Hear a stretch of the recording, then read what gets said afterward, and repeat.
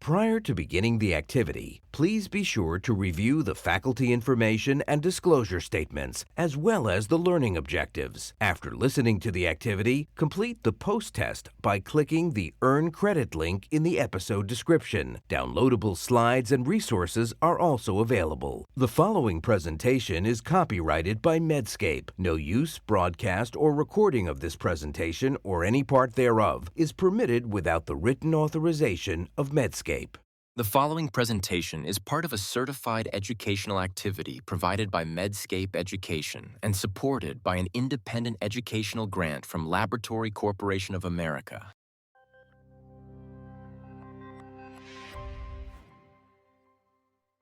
Hello, my name is Sanam Lagabi. I'm an associate professor in the Department of Hematopathology at the University of Texas MD Anderson Cancer Center.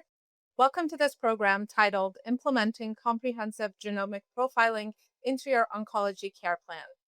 I'm joined here today by my colleagues, Dr. Yang, who is an assistant attending pathologist in thoracic pathology and diagnostic molecular pathology and co-director of biomarker development for the Early Drug Development Service in Solid Tumor Oncology at Memorial Sloan Kettering Cancer Center, and Dr. Matthew Galsky, who is a Lillian and Howard Stratton Professor of Medicine at the Icahn School of Medicine at Mount Sinai and Director of Genitourinary Medical Oncology and co-leader of the Clinical Investigation Program and Associate Director for Translational Research at the Tisch Cancer Institute at Mount Sinai.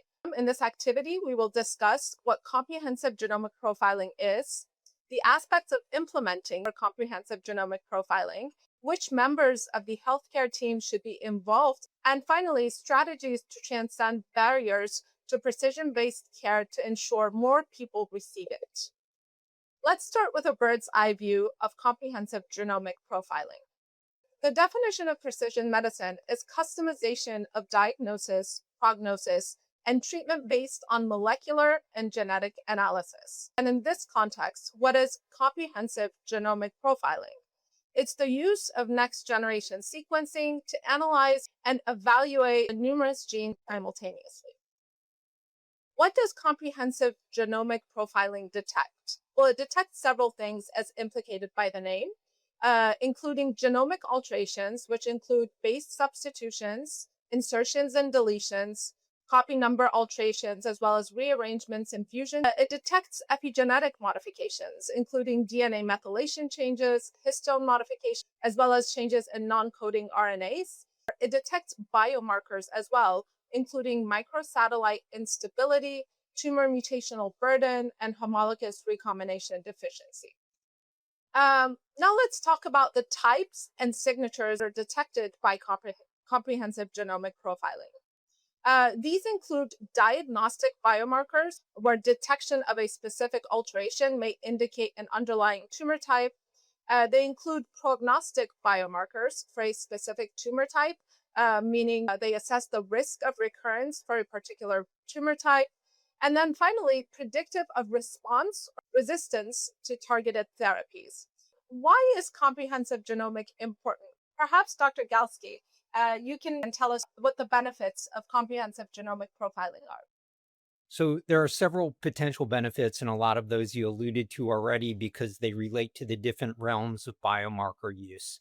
And so when we order comprehensive genomic profiling, we're typically doing so to inform patient treatment. However, there are a number of different scenarios and different tests that might inform different aspects of an individual's care, from diagnosis to prognostication to treatment monitoring. Sometimes some of these benefits are actually byproducts of the testing and not the initial indication or impetus for the testing. The comprehensive genomic profiling platforms might uncover a germline alteration that has implications for both the patient and their family member. We might notice on evaluation of the genomic profile of a patient's tumor that does not exactly match up to our clinical diagnosis, and sometimes that can uncover an alternative diagnosis that was not determined by histology alone. One point that I wanted to add was the importance of biomarker testing for patients with solid tumors. So these are like lung cancers, breast, GI, etc. as well as hematologic malignancies such as lymphomas and leukemias. And so in solid tumors, CGP has been traditionally used for detecting mostly predictive biomarkers for specific therapies in advanced stages, but now there's increasing use in both early stage and resectable setting for adjuvant treatments. But there are also, I think, diagnostic and prognostic biomarkers, particularly for certain types of tumors like sarcomas and brain tumors, which I think becoming more increasingly important. Now, I have to admit that I'm not an expert in hematologic malignancies as Dr. Logavi is, given my focus in solid tumors, but I do think that the role of CGP is certainly expanding in hematologic cancers as well for diagnostic, prognostic, and therapeutic profiling. Well, how about the different methodologies that are employed in comprehensive genomic profiling? Yeah, before we discuss CGP and NGS-based testing, I wanted to just quickly mention some of the more conventional molecular testing methodologies that have been used in the past, such as chromosomal banding analysis, karyotyping, Sanger sequencing, PCR, and FISH. Now, some of these assays, like PCR and FISH, are still being used, and they do play an important role for specific clinical and diagnostic contexts. But generally, these assays tend to be less comprehensive and less multiplex. And so they may not be able to provide all the important molecular information that is needed for clinical management. So now, in contrast to those prior methods, NGS is a high throughput DNA sequencing technology that enables sequencing of millions of DNA fragments simultaneously. So in general, these clinical assays that utilize NGS target and sequence a panel of genes, which are typically anywhere from 300 to 500 genes that are important for diagnosis, prognosis, and treatment. And as Dr. Logavi discussed, these targeted NGS assays are useful not only because they can screen for hundreds of genes, but they can also detect different classes of biomarkers all with a single assay with a turnaround time of around 2 to 3 weeks. Although there are now more rapid NGS panels that can provide results in a matter of days. Now, there are more comprehensive NGS platforms beyond these panel-based testing, such as whole exome sequencing or sequencing of the entire coding genome, whole genome sequencing, which includes both the coding and the non-coding genome, and then whole transcriptome sequencing. So these assays are not commonly used in the clinic, given the longer turnaround time. They have higher nucleic acid inputs and just the overall complexity of these assays. But I think these are being increasingly explored and could be helpful for detecting some rare or potentially novel actionable biomarkers that could be missed by panel-based testing. So now focusing on the panel-based NGS assays used in the clinic, there are two different strategies for target enrichment. So we have amplicon-based methods, which uses a primer-based amplification DNA templates based on PCR, and then hybrid capture NGS, which uses a custom target of probes that hybridize to the genomic regions of interest. And so, in general, amplicon-based assays require less input DNA. They're typically faster in terms of turnaround time, whereas hybrid capture requires a little bit more DNA and has higher accuracy and can cover a larger panel of genes. Now, these enrichment strategies are really critical, especially for clinical samples, because they allow for increased sequencing depth or coverage. And so, therefore, higher sensitivity so we can detect these low level variants down to 2 to 5% variant allele fraction. Now, this is again important because clinical samples are not composed of all tumor cells, but invariably they're mixed with non tumor cells. So, we really need these strategies for increased sensitivity. And another important point that I just wanted to briefly mention is the difference between DNA and RNA based NGS. DNA we know is more stable, it's great for detecting mutations and copy numbers. But performance can be quite variable for fusions and splicing variants given the need to cover these large repetitive intronic sequences. And then RNA, on the other hand, is a little bit more labile, but RNA-seq is really ideal for fusions and splicing variants because they can be detected really efficiently at the transcript level. So, given sort of their complementary performance, I think combined DNA and RNA-based NGS, either concurrently or sequentially, is really the best approach for comprehensive profiling, particularly for fusion detection. There's a lot of different CGP assays out there, both in-house panels, right, at academic centers, as well as commercial assays from different diagnostic companies that I think are really helping democratize CGP testing outside of academic centers and to have broader reach into the community setting where I think there's most unmet clinical need. And so one commercial panel, which is a pan-cancer targeted NGS platform that uses both DNA and RNA to profile around 500 genes for mutations, copy number alterations, fusions, MSI, and TMB. In addition, the assay also provides RNA expression and immune profiling of around 60 genes to reveal potential insights into T cell activity, tumor microenvironment. Other assays that we know of include a DNA-based hybrid capture-based NGS. And then, of course, there's other assays that I think share broad overlap in terms of the NGS technology, but also have some unique differences in terms of their custom gene panel, bioinformatic pipelines, and the reporting of variants. And at Memorial Sloan Kettering, we use a hybrid capture-based DNA NGS that analyzes around 500 genes and actually uses tumor normal sequencing for somatic variant calling. And we also pair this with our targeted RNA-based platform and then also our ctDNA liquid biopsy panel. And so a question that I have to you all is, what are some of the CGP assays that you use and also for which clinical indications? Sure, maybe I can offer the heme perspective. So at our institution, the majority of the testing is done in-house, actually similar to what you alluded to at MSK. But for hematologic malignancies, for instance, for a newly diagnosed acute leukemia, we have targeted NGS panels that look at about 80 genes that are currently known to be mutated in acute myeloid leukemia or other myeloid neoplasms. So this covers mutations, small insertions and deletions in the DNA. And then we also have a comprehensive RNA fusion panel that identifies potential fusions that may be either diagnostically or prognostically relevant, or more recently, actually predictive markers such as KMT2A rearrangements that may offer eligibility for treatment with menin inhibitors for patients either newly diagnosed in the setting of clinical trials or now approved therapies for relapse refractory AML with KMT2A rearrangements. And then, of course, we also utilize other techniques such as optical genome mapping, that is more of a high resolution karyotype, but of course, considered part of the suite of comprehensive genomic profiling that can detect copy number alterations and structural variants within the genome. So, again, we try to take multiple assays and multiple platforms and assess multiple analytes, including DNA and RNA, to maximize our identification of diagnostic, prognostic, and predictive markers. I would say the specific test that's selected sometimes is based on some of the nuances. Oftentimes, we're looking for a specific alteration or set of alterations which are unique to a specific tumor type. But of course, the rest of the information that's obtained is potentially relevant to clinical care as well. So, for instance, looking for the presence of somatic alterations in fibroblast growth factor receptor 3, FGFR3, in urothelial cancer would be standard because there are FDA approved therapies directed against that molecular alteration. All of the commercial platforms offer the ability to detect those alterations. But of course, we obtain additional information about a patient's tumor based on these platforms, which again might impact clinical practice as well. Now, pretty much of what we've discussed so far have been focused on somatic or tumor-based biomarker testing, but we know that there are also important drumline variants or alterations that are present in all the cells that are inheritable and could play a role in cancer development.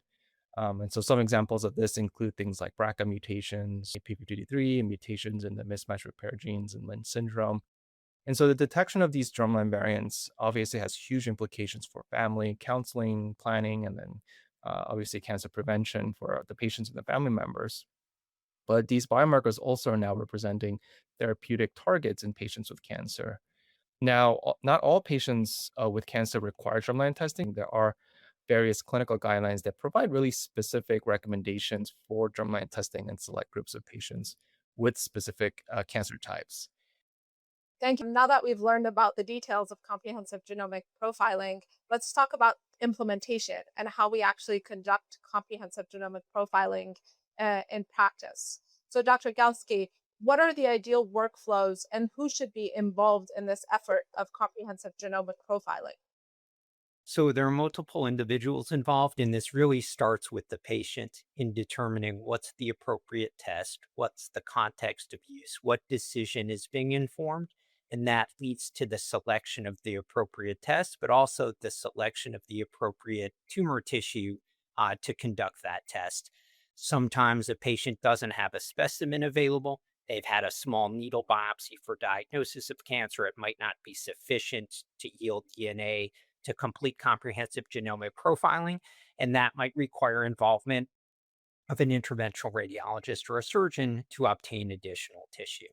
There's close collaboration with a pathologist to identify within that block or within that collection of slides what is an appropriate specimen with a sufficient amount of tumor that's likely to be high yield for DNA required to complete testing.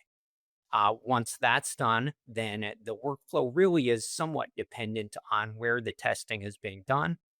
There are many institutional tests that have been developed that are conducted within institutionals, individual molecular genomics laboratories. Others are send out tests that require collaboration among a number of groups to make sure that that specimen is sent out in a timely manner, such that results can be obtained in a sufficient time frame to impact clinical care.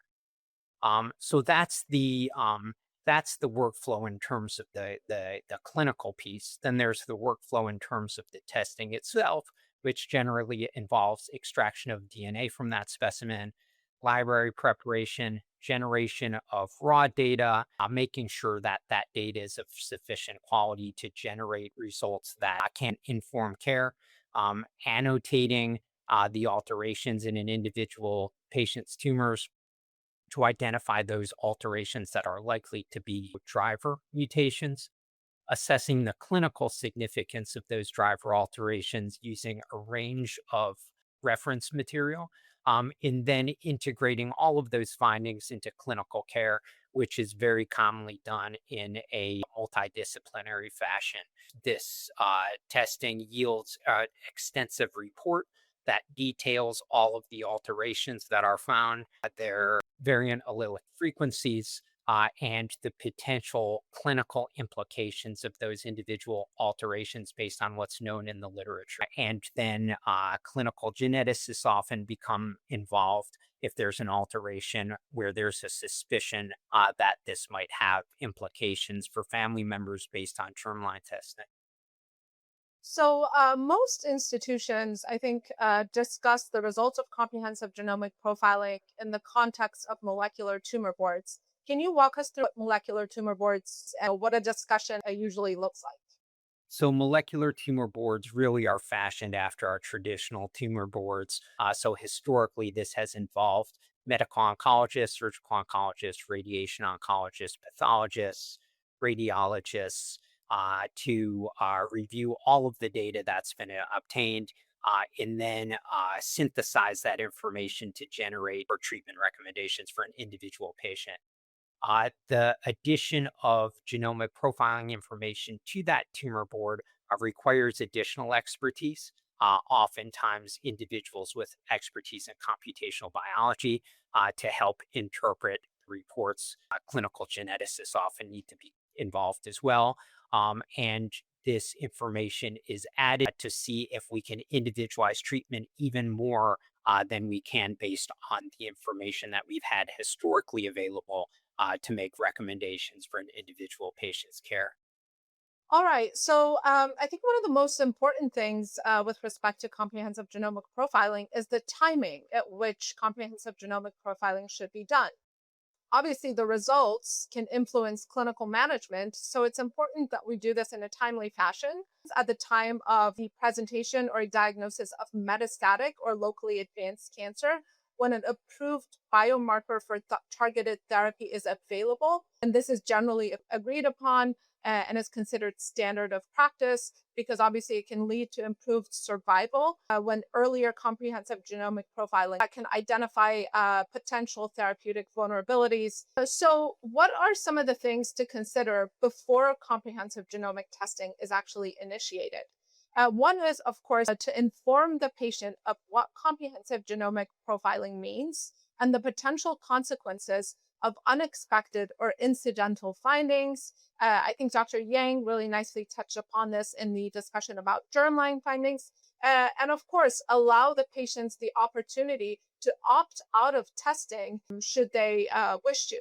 We also want to include in the request form what the purpose for this testing is, and of course, the relevant clinical information that may help the molecular pathologist who is interpreting these assays. So let's talk a little bit about sample types, solid tumors or tumor tissue versus liquid biopsies. So for tumor tissues, the vast majority of the tissue that is being tested is a biopsy or a resection of a tumor that is now a formalin fixed paraffin embedded tissue block. The blocks are cut and the unstained slides are sent for DNA extraction and subsequent testing. And then, of course, liquid biopsies. There are two versions to liquid biopsy. One is in the context of hematologic malignancies. Obviously, we're testing blood and bone marrow, which are considered liquid samples. And then, of course, the more common of liquid biopsy in clinical practice is really testing plasma for a cell-free circulating DNA that may be arising from a solid tumor. Of course, liquid biopsy has several advantages. One of the most important things being that it's minimally invasive. You're just drawing the blood as opposed to taking a tumor tissue sample from the patient, which can involve an invasive procedure.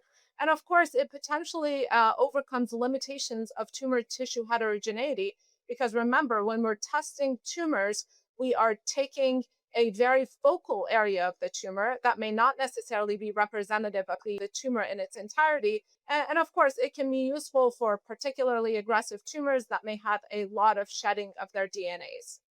What are the limitations of liquid biopsy? Well, number one, that it is not yet considered standard of practice. So it may not be readily available in all settings.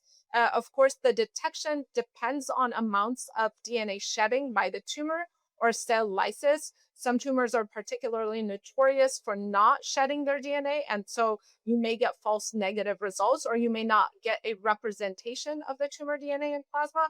You may get contamination by clonal hematopoiesis.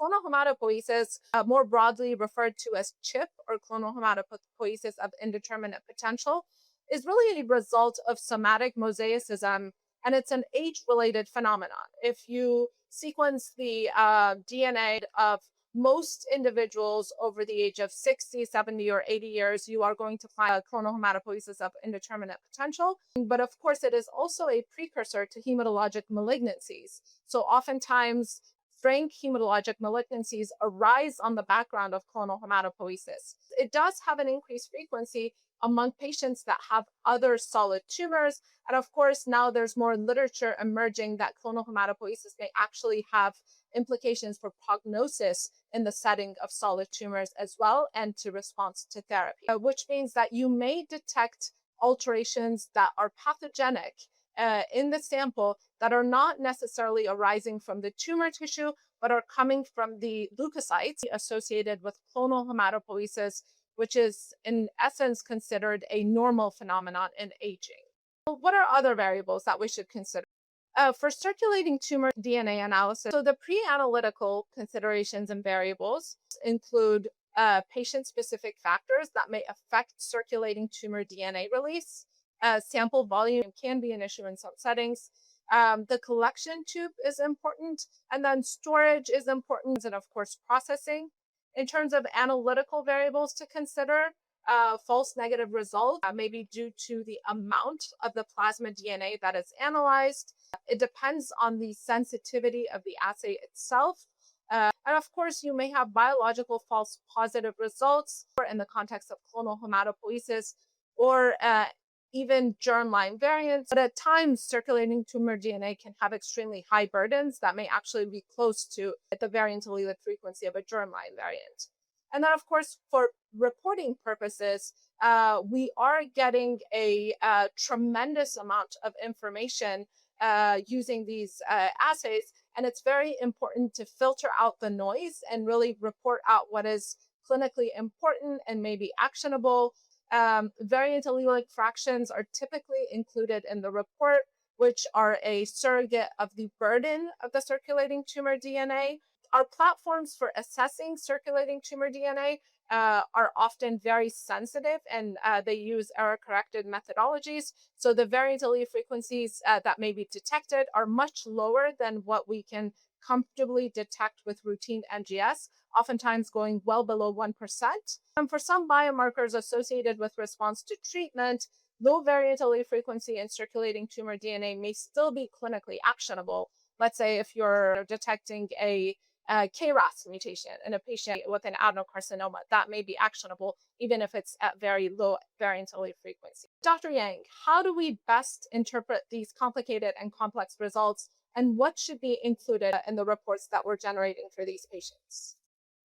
Yeah, those are really important questions. So, first, and how do we interpret the results? Well, I think the variants that are detected should really be carefully reviewed by trained and certified molecular diagnostic professionals to ensure technical accuracy, but also they need to be interpreted in the broader clinical and pathologic context. So, for example, detection of an EGFR exon 19 deletion in a patient with lung cancer, that makes sense, and that's going to help inform their care. But if we detected the same mutation in, let's say, breast cancer, then we know we will need to do a little bit more investigation regarding both the histologic diagnosis and the mutation.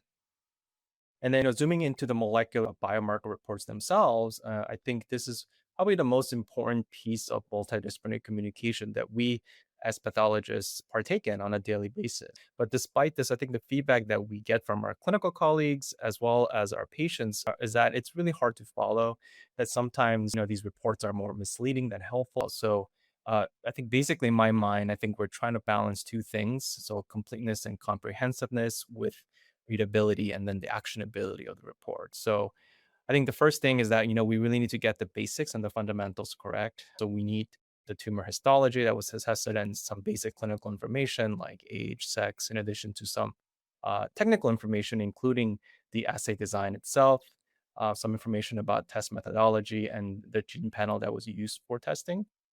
And then the detected variants should be clearly reported following the HGVS nomenclature for gene alterations for standardization. And then each alteration should really be clearly annotated with their pathogenicity as well as clinical actionability using the latest guidelines and recommendations like those from AMP, ASCO, CAP, so that we understand which alterations are clinically actionable based on the latest clinical evidence and drug approvals. And so these actionable variants should be also highlighted and really prioritized in the report over some of these other variants that could be VOSs. And then other details regarding specific therapies and even some clinical trials could be discussed in the report, but these could be challenging to read everything through, given that their actionability and the approvals in these trials themselves really change over time. Just to highlight some of the guidelines for variant classification, this is a system that was set forth by AMP, ASCO, and CAP, where variants are divided into four tiers based on the levels of clinical significance and pathogenicity. So then you have tier two, which are variants of potential clinical significance, where the variants are approved biomarkers in different histologies. And then there are also some preclinical and case reports suggesting potential actionability. And then you have tier one, which are variants of strong clinical significance, where there is an FDA approval indication with this variant in that tumor type, or there are well powered studies with broad consensus from experts in the field. And so, similar to AMP, ASCO, and CAB, ESMO has also created an analogous framework of 6 tiers for classifying variants, with tier one representing the highest level of clinical actionability backed by clinical trial results, and then all the way down to the last tier, which represents lack of evidence of actionability. Now, we briefly touched on the importance and the clinical significance of germline variants versus somatic variants. There's a lot of possibility of detecting potential germline variants along with somatic variants specific to the tumor. Obviously, you really need a normal control to unequivocally distinguish between germline from somatic variants, but there are some soft clues that you could use to suggest that these variants are germline. So, for example, they're often seen in around 50% variant allele fraction or near 100% VAF. And then there are also some bioinformatic tools based on zygosity that could be helpful in distinguishing germline versus somatic. But I would say that if there is a pathogenic germline variant that is suspected based on tumor-only CGP report, I think it's important to have a multidisciplinary discussion with the clinical team to really consider germline testing for confirmation and then to establish a multidisciplinary policy for reporting and then how to report these germline mutations given their increasing clinical significance. While reporting a positive result is obviously very important, I think reporting a negative result is equally meaningful and important. It's not really necessary to list out all the negative results for each gene that was tested or covered, but for specific and common tumor types such as lung cancer, I think it might be helpful to list out some of the actionable genes, maybe top 5 or top 10, and then specify if alterations were detected or not detected on the front page, sort of as like a summary. And of course, it's important to have information about sensitivity, lower limit of detection, so that the reader is aware of the possibility of false negative results. And then in certain contexts, such as like driver negative lung cancer in DNA only NGS, I think it's important to consider things like RNA based NGS, given the fact that, again, DNA based NGS has limitations for fusion detection. And then likewise for negative liquid biopsy results on ctDNA, I think it's important to proceed with tissue based CGP given the limitations of sensitivity in liquid biopsy assays. Now, I think it's also possible to detect, unexpected results. Like, for example, as I mentioned before, like an EGFR exon 19 deletion in a breast cancer patient. I think in these situations, it's really important to, go back to the lab and to make sure that there wasn't any pre-analytical or analytical or even post-analytical error. And then once those have been all confirmed, I think it's critical to engage with the pathologist who reviewed the sample and rendered that diagnosis, and also the multidisciplinary clinical team and again the molecular tumor board to explore what the next steps could be. But I think at least my policy is not to release an unexpected result without a thorough lab investigation and a communication with the multidisciplinary team. The most important part of comprehensive genomic profiling is how do we incorporate this into our clinical decision making? So, what are the principles that we use to incorporate our comprehensive genomic profiling into actual clinical practice? Number one is that CGP does not replace a physician's judgment in treatment selection. So, it is still up to the treating physician on how they use the information provided by comprehensive genomic profiling in the context of that individual patient's care. The interpretation must be performed by treating physicians with support by the multidisciplinary team, including members of the molecular tumor board. And then finally, CGP results must be interpreted in the context of other test results. It's very important to consider the patient's past medical history, and of course, most importantly, the patient's preferences, which should always be what guides us. What are some challenges that we face today in terms of access to comprehensive genomic profiling? And what are the barriers to precision based care in general? I'll open this to the group, and perhaps we can each talk about the individual barriers that we think are impediments to broad adoption of comprehensive genomic profiling. I can perhaps start with the high cost of testing and whether or not the laboratories that perform the tests are reimbursed for the testing that they perform. Of course, lack of standardization and the variability in the different methodologies and lack of clarity in reporting can be a barrier.